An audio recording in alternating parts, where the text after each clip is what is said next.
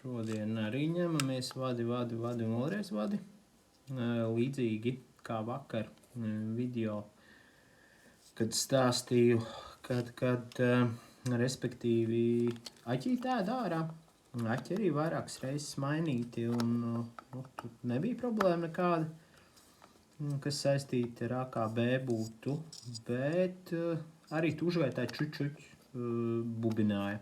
Pirmais, protams, aizdoms bija par Drosela stāvokļu devēju, ir tādi joki ar viņiem, bet tas, ka sāka pētīt, noravēja visu nost un arī pīslēgts aizdedzis tukšgaitas vārstiņš, respektīvi šis, ko es tur rokā, viņš silst, respektīvi silts ir, kur it kā vajadzētu būt, šo pozīciju respektīvi neatrod, jo elektrība viņam respektīvi strāva ir vēl klāta.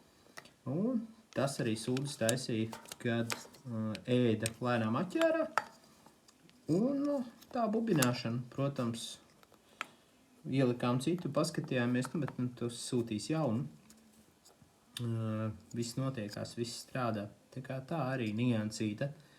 Izgājām par elektroinstalāciju cauri, tur viss ir kārtībā, kamēr aizrakās līdz šitam brīnumam.